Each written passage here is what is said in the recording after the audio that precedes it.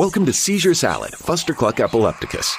A salty, slightly cynical conversation about epilepsy, neurological disorders, and occasional random tangents. Together we explore the synaptic jolts that short-circuit one's world and the mental and emotional fallout that comes from them. And if that sounds heavy, don't worry. We don't take ourselves too seriously. And now, Seizure Salad with your host and electrostatic meat sack, Micah Ball. Ladies and gentlemen, thank you so much for joining us here at Seizure Salad, Fustercluck Epilepticus. I'm Micah B-Sides, your host and electrostatic meat sack. And I've got a really cool guest with us today. Going to talk to him a little bit and ask him some questions. We're talking with Dan MacQueen. Dan MacQueen are you in Canada? Good old Canada. It's snow today, so I got my couch and sweater on today. I'm in Vancouver, BC. Nice. Vancouver, BC. I love it. One of my guests who's been on a few times, Heather Hutchinson, she's living out in the Vancouver area. I think it's San Juan Island. Nice. Yeah. And she's a great artist and musician. I'll send you some of her work. Please do. So right on. Yeah, we're here in Colorado, and I'm right at the base of the Front Range foothills in northern Colorado, just outside of Fort Collins. And we've gotten that Arctic blast. So it's been negative. The other night it was -10, got up to 2 degrees in the daytime. And so we're dealing with a little bit of like that tundra shit. So yeah, nice and cold. There was some snow last night, not much, but I had to shovel the walkway. I went out for a walk this morning and noticed the snow. I'm like, I should probably shovel the walkway because in BC you're responsible for your sidewalk in front of your flat or in front of your place. So I did that in the driveway, and it was pretty minor snow, to be honest. We don't get much, mostly rain, not so much snow, if you catch my drift. Right. Pacific Northwest. Exactly. I have family and friends up all along from Oregon, Washington, up into Canada, and they all say the same thing. Snow is much less common than nice rain, and in the wintertime, really cold rain. Well, the rain just kind of gets in and just makes you damp and cold. I used to live in London, which rains a lot as well, but nothing compared to Vancouver. Vancouver is like because in London, if it rains, give it 10 minutes. And you might get a shift in weather pattern here. It's like if it rains, give it 2 days. Like you're not going anywhere without getting wet, bud. Yeah. Okay. So you know how the Eskimos have like 40 plus different words for snow? Yeah. So I'm thinking, and you guys have probably over the centuries developed like 40 different ways to describe rain. Like there's 40 plus different types of rain out there. I could say that, yeah. In Vancouver, it's usually pretty all-encompassing. Like I used to be like, I'm not going to breeze an umbrella. Now I always bring an umbrella everywhere because it's like I'm not going to be that idiot. I don't know. I don't mind carrying a backpack around, so I got an umbrella with me. Like I'm prepared. You don't fail to plan, you plan to fail. That's what I say. Boom. That's why in Colorado, you always bring 4 seasons worth of clothing with you. Put it in the back of your car, or at least put 2 layers extra in the back of your backpack if you're hiking. And always have a rain cover because you never know. And I mean, old Colorado saying, if you don't like the weather, wait 5 minutes or travel 5 miles and it'll change.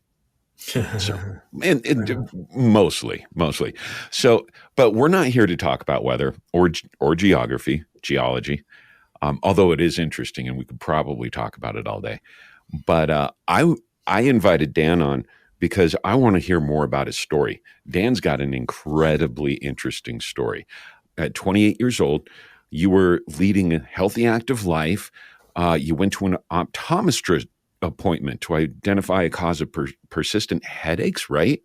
And then you were cut short. So Dan was handed a sealed envelope and told to go directly to the hospital.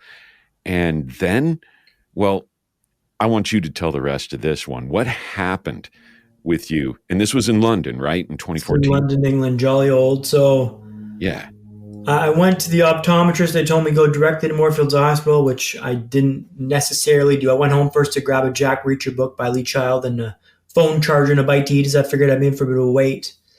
But I went to Moorfields Hospital. They ran the same test and escalated me to Charing Cross. It turns out I had a dangerous buildup of pressure in my brain caused from a non-cancerous cyst in my head. And they had to operate to remove the cyst in my brain. So I kind of rallied, put up the bat signal like, hey, guess what? I'm having brain surgery tomorrow to my folks in Canada. Ooh. They were going to come over to Vancouver, come over to London to be there when I woke up. Called my manager, messaged a few friends, and then I went on the operating table. When I was on the operating table, I had a brain hemorrhage, and my mom No landed and shit. finds I'm in critical condition. So I was in a coma for 4 weeks, Oh, but was in and out of consciousness for months after this. So it was really, really like the abyss of like existence. I was there for 4 weeks. When I was in the ICU, they had to keep my core temperature down below 40 degrees. So I used ice blankets above and below me to keep my core temperature down. This wow. led to violent shivering. So this lasted on and off for a week. And when all was said and done, I was learning how to walk, talk, and smile again in the hospital. And so I had to rebuild my life from this hit, which was like it flattened me. Like it absolutely fucking flattened me, man. Like I was dead to rights. I woke up Yeah. in the hospital to see my mom, dad, and brother around the bed, and I'm trying to speak, but I can't speak because I was on a ventilator, something They like had a that. tube in you, right? Yeah, The I in couldn't. your So they took the tube out, so I couldn't talk. And I Mhm. go, I'm trying to speak to them because I'm freaking out. And I point at my brother, I go, you, give me a pen and paper. And I write this down. And I go, get me out of here. And I show it to Cam and I point at him like, dude, make it happen. He's like, yeah, man, I don't know what you want me to do. I couldn't, you were hooked up to so many tubes and hoses and you were on, it was in the hospital for months after this. Like I was just freaking out that like it was probably wasn't covered by insurance or like my nationality. So I'm like, let's get out of here, man. This looks bad. Oh man. Do you remember being in the coma or being in and out of conscious? Was there like this other world or this other like subconsciousness that you could remember? Or was it just nothingness? Yeah, I had some weird dreams, like really weird dreams. I remember being on a big sub that had an aquarium on the sub, and I was just thinking, why the hell do you have a bloody aquarium on a submarine when we're underwater to begin with? So I don't know, read into that what you will. I tried to look that up maybe once on like a dream assessment blog or whatever, but like that's a weird one I had. I also had some weird dreams about like playing the game of life. And but no, it was mostly hazy and in and out of consciousness and fleeting memories of being like washed on a bed table like in the hospital because I was in a coma for a while and 4 weeks, man. It's not a short time. No, no, that's not a short time at all. And that's kind of one of the reasons I was wondering to be down that long is like what happens to that subconscious.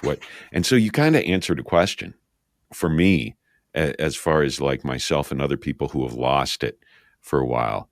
Sometimes the time just disappears. It's not there. It didn't happen. So in your brain, you're like fucking 8 hours behind everybody else because like the seizure hits so hard, you Yeah. know? So you just lose that amount of time. And in an overall view, I guess I'm kind of interested theoretically and spiritually about if that has something to do with the other world, or other dimension or other side or what have you. Because I'm not atheist by any means. I'm agnostic. I know there's Yeah. something out there. I just don't think any of us really have it down yet. I'd But say I'm the same as well. Like I'm not religious, but I'm agnostic for sure. And I'm not against anything. Like it's just, I don't prescribe to anything that's out there right now. right, a lot of ways to the top of the mountain, and from the top, everything is the same. The view's the same. So, There you go. um, so that was the first time, and you had to learn to walk and talk and even smile again. How does that first smile feel? Like, Rough, man. yeah, I'm still not like my smile is not tuned just yet. Like I have to look in the mirror for a long time and be like, how do you like smiling like this? And like I look like it's such a like some photos of me from when I first came out of the hospital, like it was very grimacy smile. Like I wasn't flying on all cylinders here, man. So like it was a pretty rough smile to begin with, but it's very humbling, right? Like you lose like I remember being in the hospital and being taught myself, they taught me how to dry myself from the shower. You had to take the towel and bring it over your back and dry yourself like this.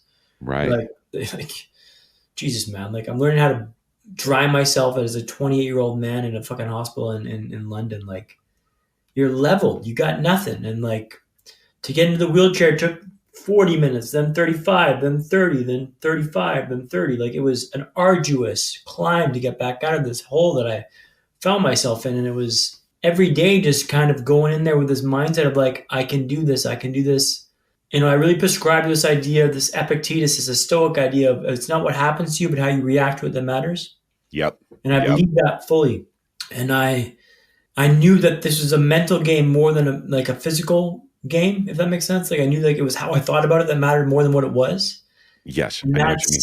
that's the game for me. Like I'll share one story with you if you don't mind Oh, not at about all. learning to walk and tune Broadway that really kind of showcases this perspective shift and how I harness this to kind of allow me to prescribe or to persevere and kind of move forward with this. And that's walking and tune Broadway. So tune Broadway is in South London and it's what they call up and coming, which means it's dodgy as think loud sirens, dirty, grimy, hectic. It's a busy spot. Yeah. I'm walking with a cane, I'm walking with an eye patch, I'm Bambi on ice. I turn the corner, immediately get slammed into by someone, and I stagger back a few feet.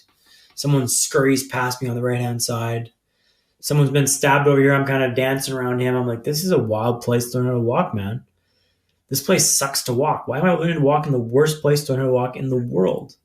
And after a few days of this, I was feeling like, this sucks, dude. This is the worst.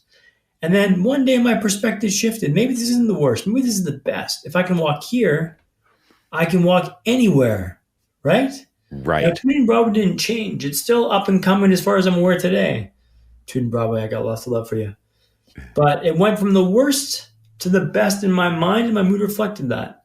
And I call that hack constructive optimism. That's me, like, I'm mindfully thinking about this. Like, how can I make this? How can I turn down the suck, I say?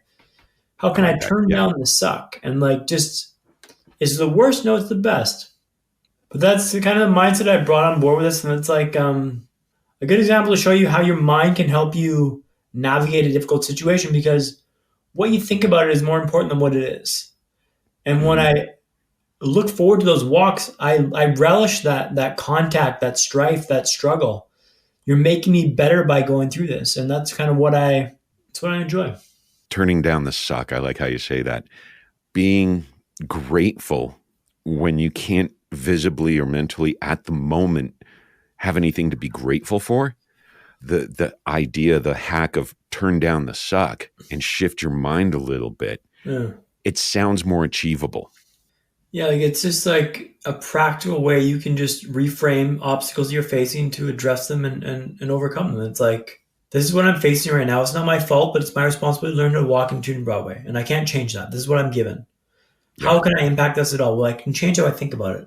Right now, I think it's the worst, but maybe it's not the worst. Maybe it's the best. And that perspective shift is so key because you control that. When you don't enjoy what you're doing, when you really, it's very arduous or very, very difficult to do what you want to do, like you don't want to do that. But when you enjoy it and you bring it on, like, and post-traumatic growth, like post-traumatic stress, but kind of the opposite, where you kind of level up when you have an issue, and you kind of relish these challenges and these strifes. Like, I'll give you another example here.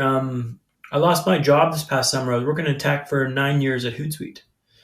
I got nothing but love for Hootsuite. They treat me right during this process, but I was there for 9 years and I lost my job. And I gave myself a lunch, had a few margaritas, and I'm like, you know what? I'm going to become a motivational speaker today. I'm going down to get a computer now, and I'm going to get after this tomorrow. So I picked up a computer that day and managed to knock it out. Now backtrack it up. Like the first setback I had, the brain hemorrhage in 2014, that took me maybe a month to get over. I had a second setback after I got back to work, which I don't think I've told you about. That took me about a week to reframe that, to like understand how to navigate this. But this loss this summer took me an afternoon, a lunch. Because when you can fast track yourself to acceptance, you can look to take proactive steps to improve your lot. If you can accept it, you can fix it. If you don't accept it, you're never going to be able to make peace with it, and you're never going to be able to move forward with it. But acceptance is so key for this. Yeah. Yeah. And I like what you said there, where the first setback in 2014 took you long time, right? Long time, months. But the second setback took you about a week. And why did it take you a week? Because you had already worked up the techniques, skills, and stuff that works best for you and applied them to the situation. If you can make it through one traumatic incident, and if you can take stock of how you did that, then your ability to make it through the next crazy life experience is that much better. The chances of making it are that much better. So That's progress in itself. Yeah, it was a big mindset shift, and it was like I talk about my recovery as like a W. Like the first knock's this big drop, right? I get back to work and I'm kind of like pretty much back to square one, and then I have the second setback about a year later. And I don't drop to the first level of desperation. I drop much deeper than that. I call this the Mm, depths of the human experience, where you're like your thoughts and your dreams are snickered at. Like, oh, you thought you were back, but ha ha ha. You were back at work. Oh, you were pretty close to being back to normal life. Oh, you thought you were close there, man. Yeah, ha ha, close. And man, you are just down and out for that. And I can't tell you how difficult that is. But it's like, yeah. you start to piece this back together and you realize I've done this before. I know how to build back better. And you start getting to work. And I call work chop wood, carry water. And I just say, whenever I feel down, I'm like, get back to work, chop wood, carry water. Meditate, go for a walk, go work out, chop wood, carry water. And just control what I can control and build back to what I want to do. Mm-hmm. Chop wood, carry water. Those two things right there, fire and water, those are the two things that we rely on in so many different ways. And it's kind of basic right there. Yeah. And what you're talking about here relates to me and quite possibly a lot of my audience that goes through epilepsy, because we're not guaranteed. And I'm sure it's like you too. It's our conditions. It's not like, okay, we're going to cure this. It's okay, we're going to figure out a way that you can manage this for as long as you can. And so it's going to be, medications, sometimes surgeries. The light at the end of the tunnel is much further away for some than it could be for others. Yeah. If you don't set your goals right. And sometimes if, you don't have those basics. So chop wood, carry water is a great way to think of approaching those daily practices that are going to help minimize any chance for like our seizures to come back. You know what I mean? Yeah. Yeah. So what you're going through is long term, whether or not, you still chop wood and carry water, right? Everything. Whenever I go through anything in life now, it's just chop wood, carry water. Like get to work, man. Like what can I control? Let's focus on that and punt everything else. Yeah. And that's Yeah. just kind of my approach to life is like, look, I can control this. I can't control that. Then don't worry about that. Focus on what you can control and focus on that. Mm-hmm. I just had surgery last week for my eye, trying to correct double vision, which I still have. So I Okay. get the pleasure of seeing two of you, but it's quite You poor man. debilitating and quite fatiguing to have that always kind of going, right? So I had surgery on the eyes to correct that now, and that's like what I can control, and it's improved it. It's still there. I've still got two of you. Don't worry, I get two of you. But it used to be like this, and now it's kind of like this. I think we're going to have surgery on the other eye now. We're going to try and make it like this, and then hopefully power one vision. But Right. it's ongoing, and there's no finish line in sight, but it's improving. Every day I'm trying to be better than yesterday, and that's something I always try to strive for. Nice. And I just focus on that. Make today better than it was yesterday, and every day with that. And then 1%, 1%, 1%. Before you know it, you're miles ahead of where you were like this time last year. You developed a lot of tools, obviously. You got stuff that you've picked up and that you've developed through your own stuff. Life hacks. Everybody knows that term, life hacks. So one of the things I noticed is you developed different hacks called, and you kind of label them under better than yesterday. That was one of the hashtags that really stood out to me, because I came to the realization through my last 4 years that I can't expect it to come all at once. And I have to be happy, or I should be happy, but now I choose to be happy for those days that things were better than yesterday. Yeah, that's very true. And I've got a lot of life hacks here that kind of help me navigate the world. One that I'll share with your audience is a very basic one. I shared this yesterday on a podcast as well. I call this icebreakers. Icebreakers. So icebreakers. So it's not like a social icebreaker. It's like an actual icebreaker going through the ice. Oh, okay. So when you're walking in a city, now London's a busy city. Colorado maybe not as much as London. Vancouver certainly not. It's a much more relaxed approach to life here. But you'll find yourself in a busy environment at times. And with a traumatic brain injury, as I imagine with the seizures as well, epilepsy as well, like stimulation can be quite a lot to take on. Oh, yeah. And if you're not in a mindset to deal with that strife, it can be a lot and quite fatiguing. What an icebreaker is someone walking in your direction, at your speed and you slide in behind them and you let them break the ice for you. So they're dealing with the head-on traffic and you're just sliding right behind them and you're drafting off them to kind of coast through the traffic and let them deal with the brunt of stuff. And this works in every situation, like a couple, a pram, like a stroller. Pram. You were going to say pram. I know. Yeah. Stuck in that UK lingo. But like it kind of works to help you take the strain off you, turn down that suck. Nice. And so basically, it's like instead of being overwhelmed, look for the opportunities in there. Yeah. Look for the ways you can get through that the most, with the least amount of stress. That's what I'm trying to say. And it's like a game, right? Like it's a gamification here, like icebreakers. Like this is kind of fun. Like try and find an icebreaker. You can make life like a game, like a gamification play, having some play involved in this. Like it makes it tolerable. You start looking at like, well, I can draft off this person or ice break behind them for a little while, and then you can ease off the strain here, and like you're taking little wins where you can get them, and like you're powering up. Gamification is a huge part of this, and it's kind of like I was on a podcast for a gamer podcast yesterday, and I'm not a gamer by any stretch, but I used to play Mario Kart. Yeah, and that was a game back in the day when I was growing up. Like that was the game I played, and just like learning from these fields, if you go through a lap and you realize there's obstacles on the left-hand side, well, next lap, don't go to the left-hand side. But if you consistently go to the left-hand side, it's like, I can't help you, man. Like you've known for 4 laps, there's obstacles on the left. Don't go to the left there. Drive around that crap. And then like you learn, but you learn by failing sometimes. Like I fail all the time. But rarely do I fail the same thing more than twice. Hopefully I learn and improve and iterate, but not always, but more often than not than I do. But you got to kind of have fun with this. Understand how you can make it better. And like these little hacks that you make up, they make a difference. Like that constructive optimism hack. That's one of the best ones I've ever had was that constructive optimism one, because like that made walking again tolerable for me. Before it was like, this is horrible. This is horrific. This sucks. This is the worst place to walk in the world. No, man, it's the best. And when that shift happens in your mind, you can deal with any strife, any struggle, any adversity. Like you can take it on, because bring it on, man. This is the best place to live and walk in the world. Yeah. Is that what it is? Functional optimism? Is that the hack you said?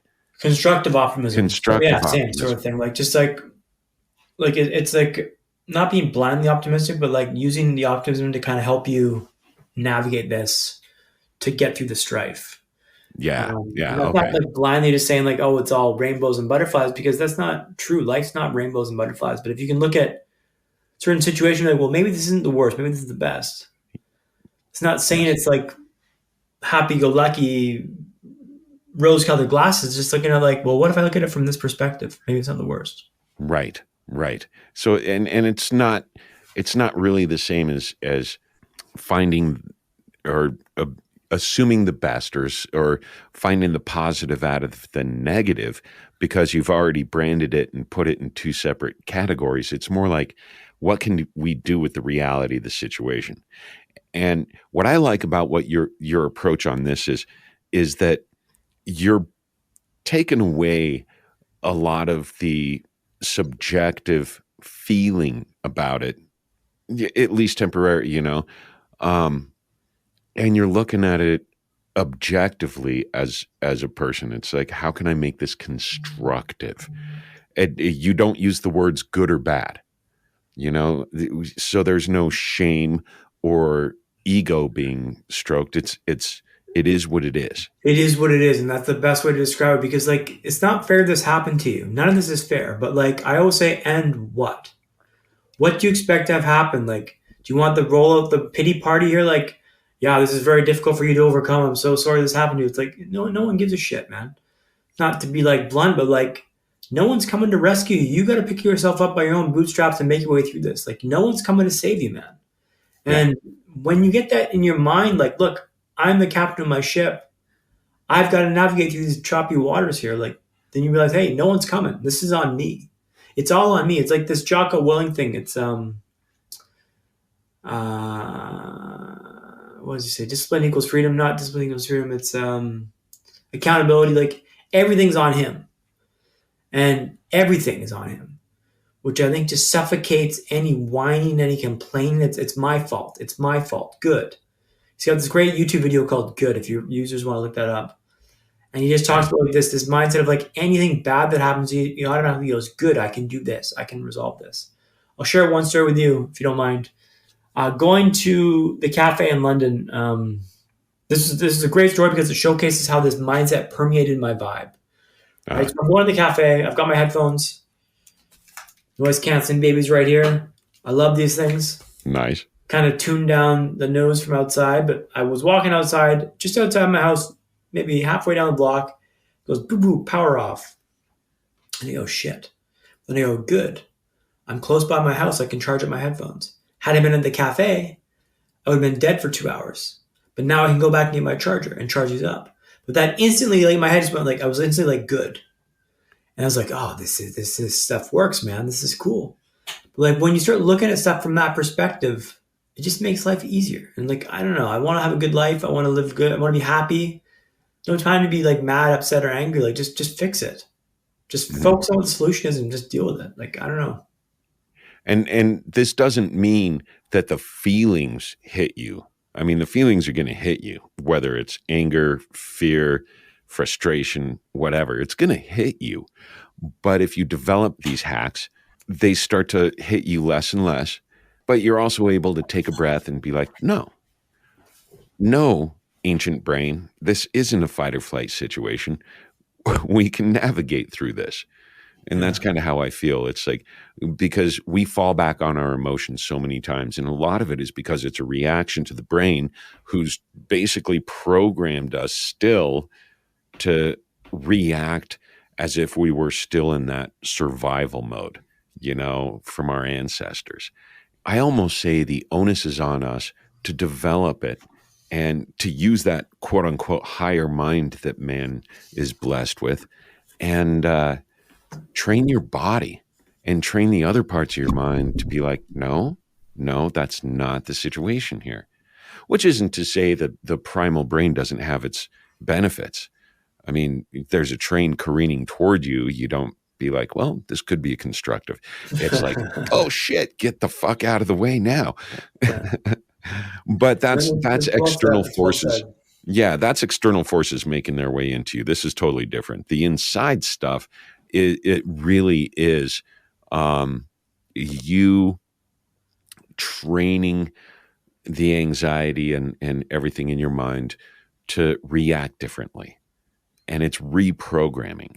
So I like that. Reprogramming is a good way to describe it, because you are changing the way you want your mind to think about stuff. And you say, no, it's this. Every time something like that happens, no, it's this. And just keep doing that. And eventually it'll like, good. Oh, this is a good thing. Not a bad thing. It's like, oh, cool. Like, I didn't think about that until now. Now I do. Yeah. So I like this. This is like one of those pre-steps. This is an exceptionally outward way of expressing what's actually going on inside of our heads involuntarily.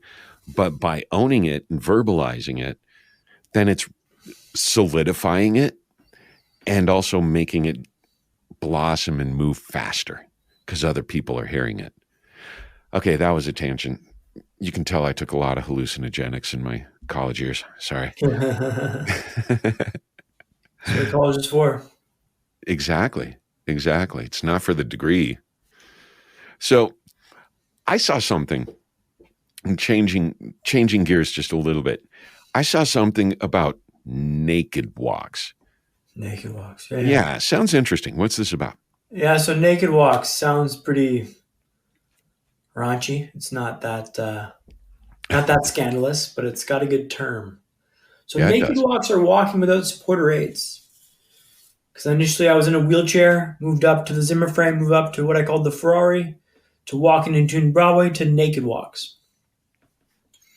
That's just walking without support or aids. I was walking naked. The term kind of stuck. It was a long road down to get to the naked walks, but man, I was just happy to be moving. Got a great video clip of me kind of jonesing around this parking lot of the Wolfson, just kind of vibing up. But I'm walking without anything, man. It's a fantastic feeling to walk without support or aids. So that's what I call the naked walk. Again, gamification of this. I'm having fun. Like, Let's call it a naked walk. That's kind of provocative. People are like, "What, you're doing a naked walk? What's this?" It's like, well, just relax. It's like walking with quarter eights most of the time. Sometimes the naked walks are naked. So you don't have to answer that. Yeah.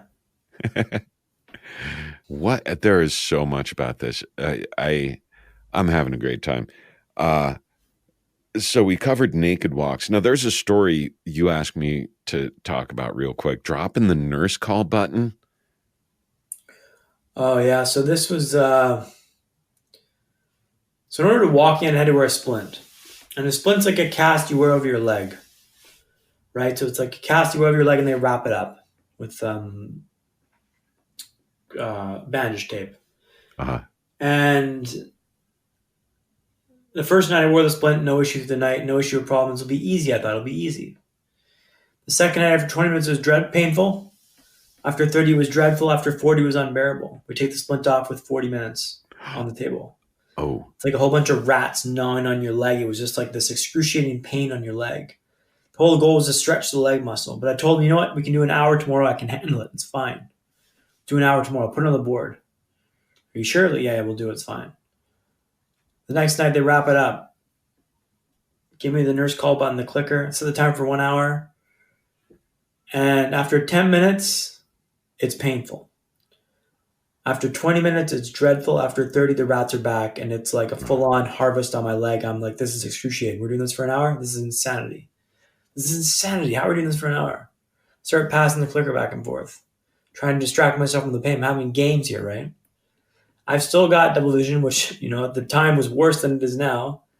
So I can't really see much of this. And as the pain ratchets up, my throws get more enthusiastic until eventually, inevitably, I drop the clicker. And it falls off the bed. And I look over the edge of the bed, and those hospital beds, man, are 3.5 feet off the ground, and it's hard linoleum floor it drops onto. Ooh, I can see the solution to my problem right there, the clicker. That's my way out, is that clicker. I can end this pain if I get the clicker.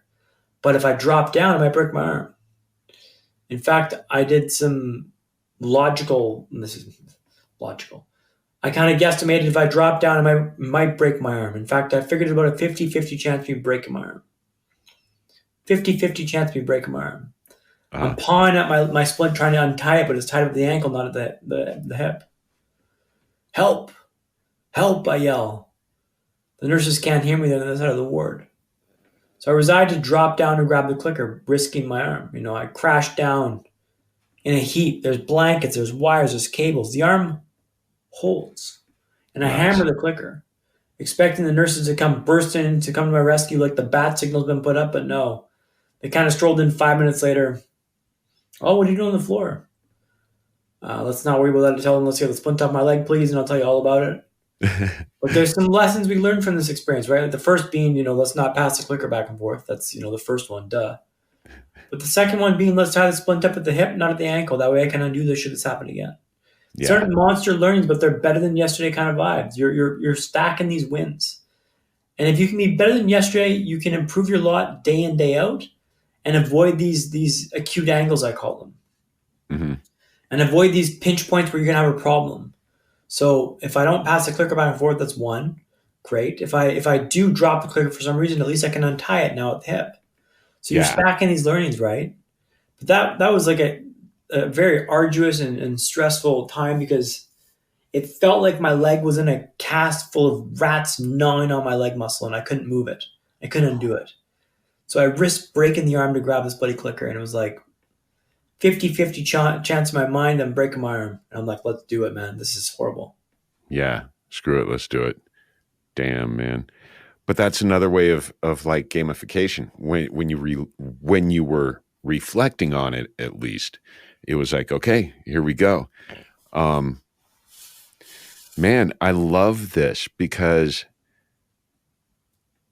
the idea of gamification in your rehabilitation or your progress on your condition, because there's some who have long-term chronic stuff that, they don't necessarily give you a recovery necessarily, but gamification can make it all. It can make it all during the process. So I love this. It just turns down the sucky aspects of things. Like, yeah, it sucks, man. Of course it sucks, but like maybe you can have fun in this sucky situation because you're in the situation no matter what. You can either have fun or you can just be woes me about it. And I just chose to have fun with it and like make it like this is wild. This is a wild situation, man. Like in the hospital, you're in a walk in. Like this is a once in a lifetime, hopefully, experience. Well, it was twice for me. Once learning how to walk in, but a couple times in the hospital. I've been a number of times. But like you're learning about this stuff and you just kind of absorb it. Like this is an experience I'm going to have. I'm never going to forget this. Like, this is my one time here. Let's make it as positive as we can. Yeah, I like that, man. I like that. I like that. We are running low on juice. I have no idea what the fuck that means. Actually, we're running low on time. I'll cut that part out. But there's two more things before we have to go Sure. that I want to hear about. The hairy goals. Okay. Swallow the hairy frog, you mean? Yeah. Yeah. Tell us Okay. about that. So swallow the hairy frog is momentum for me. And I'll give you the backstory of what swallow the hairy frog means. So I used to live in London and I used to go for swims Monday morning before work. So I'd bring my bag. It was a big process, two big bags. I'd wake up at like 5 o'clock in the morning, go for a swim, come into the office. And I was coming down the lift on my way out. My HR manager goes, "What's all these bags for? What do you got all this stuff for?" I'm like, "Well, I went for a swim this morning before work." And she goes, "Oh, you swallowed the hairy frog." And I go, "Excuse me?" She goes, "Yeah, you swallowed the hairy frog." And I go, That's not a thing. That's a made up terminology. That's not a real thing that you've done here. So swallow the frog is an expression. Hair of the dog is an expression. She's combined the two. So I call this swallow the hairy frog now from now on because it's doing the most difficult task in the morning first. And I made her this lovely mug that's got this lovely picture of a hairy frog combing his back to remind her of the shit she talks. But I thought it was kind of fun to have this, and it's like a momentum hack. And that's if Yeah. you have to do something difficult, do it first thing in the morning, do it first thing and before you get your day bogs you down and attack it full on. That's swallow the hairy frogs. I like that. I really like that.